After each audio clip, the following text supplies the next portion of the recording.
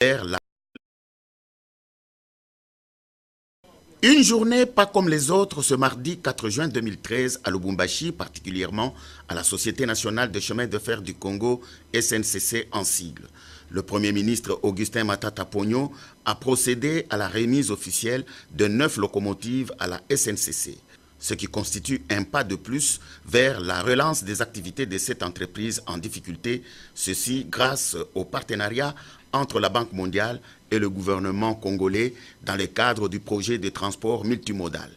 La présence du Premier ministre Augustin Matata Ponyo et 7 membres du gouvernement est une preuve incontestable de son engagement et de la détermination du chef de l'État, Joseph Kabila Kabange, à redorer l'image de la SNCC, jadis considérée comme l'épine dorsale de l'économie congolaise. Plusieurs personnalités ont pris la parole pour la circonstance. D'abord, le directeur général adjoint ad intérim de la SNCC, Vincent Tchongo, qui n'a pas tari d'éloges vis-à-vis du gouvernement pour le geste posé. Ensuite, le gouverneur du Katanga, qui, tout en remerciant le gouvernement, a exhorté les cheminots et leurs managers à redoubler d'efforts pour relever le niveau de leur production. Vint le tour du représentant résident de la Banque mondiale qui a vanté le partenariat entre cette institution de Bretton Woods et la République démocratique du Congo, dont l'acquisition de ce matériel de traction est une preuve éloquente. Ces locomotives sont pour nous le symbole du redressement et de la modernisation de la SNCC et de la façon dont nous voulons et pouvons contribuer au développement de la RDC. La résurrection de la SNCC est donc fondamentale pour la croissance économique et la réduction de la pauvreté ici en RDC. La SNCC est aussi bien sûr le moyen de transport naturel, économique et peu polluant pour les exportations de produits miniers sur de très longues distances pour rejoindre l'océan. Il est difficile de penser que sans le chemin de fer, les richesses minières de la RDC pourront être exploitées à l'échelle souhaitée. L'effondrement qui semblait inéluctable dans la capacité de transport de la SNCC et qui conduisait directement à sa disparition a été arrêté et les derniers résultats montrent une augmentation du transport de fret. L'exécution de la première phase du plan social de la SNCC a aussi permis le départ à la retraite en novembre 2011 de 2267 personnes.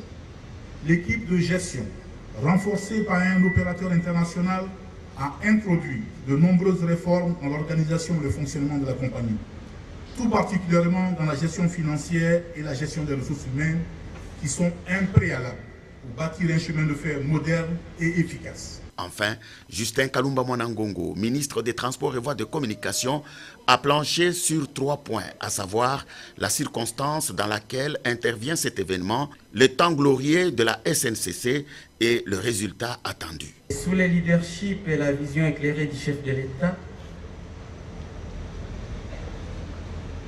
ce gouvernement a des assignations axées sur le résultat. Et donc, après une année de travail, ce gouvernement a pris sous son contrôle l'ensemble des paramètres qui vont nous permettre d'aller obligatoirement vers les résultats. Au sein de cette année, l'an 2, je vais dire, nous avons 9 locomotives ici avec nous. Si nous sommes là aujourd'hui en train de réceptionner ces 9 locomotives, c'est vrai, il y a des rapports institutionnels entre notre pays et la Banque mondiale. 1969 à 1974, la même SNCC obtient 55 locomotives diesel, avec une moyenne de livraison donc autour de 10 locomotives par an. De 1972 à 1976, toujours la SNCC reçoit 35 locomotives électriques Hitachi, qui sont vraiment connues sous ça, avec une moyenne d'autour de 8 locomotives par an. Ça donne un total de 90 locomotives. Et donc, avec ces équipements, 90 locomotives, la conséquence est assez édifiante.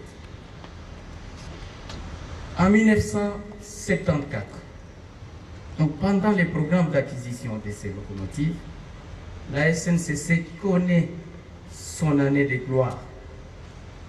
Elle transporte à ce moment-là 3 milliards d'unités de trafic. Sachez qu'aujourd'hui, on est autour de 200 millions, moins de 10%. Mais avant d'arriver à ces 200 millions d'aujourd'hui, nous sommes tombés à plus bas que ça. Nous étions quasiment à zéro. C'est grâce à ces efforts internes, ces efforts du gouvernement que nous sommes en train de remonter. Et donc, vous voyez à quel point l'acquisition des locomotives a été d'un impact positif dans les performances de la SNCC. L'année passée, grâce aux efforts du gouvernement, nous avons compté 2 locomotives. Aujourd'hui, voici 9 locomotives. Et nous savons qu'au mois de juillet, 2 autres locomotives vont arriver. Nous savons aussi que nous avons conclu déjà un protocole d'accord pour acquérir 6 locomotives avant la fin de cette année.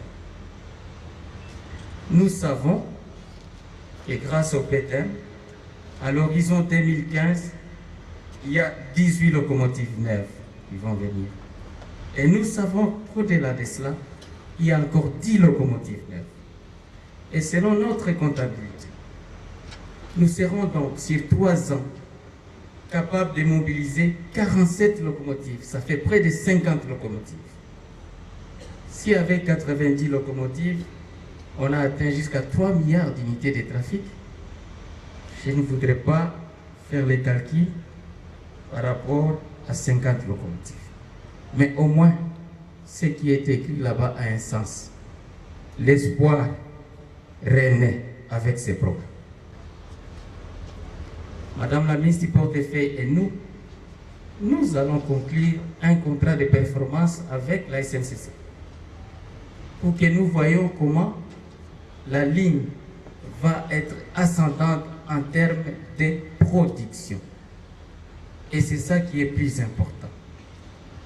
Avoir des locomotives, c'est une chose, l'exploitation est une autre. Tout le décor est planté pour que nous ayons des résultats comptables. Et c'est pour ça que nous avons commencé par dire ce gouvernement est un gouvernement de résultats. Je suis heureux d'annoncer, au regard de tous les problèmes au niveau des salaires, le Premier ministre a pris la décision dès hier, à son arrivée, de mettre à la disposition de la SNCC 3,9 millions de dollars. C'est près de 4 millions de dollars tout de suite.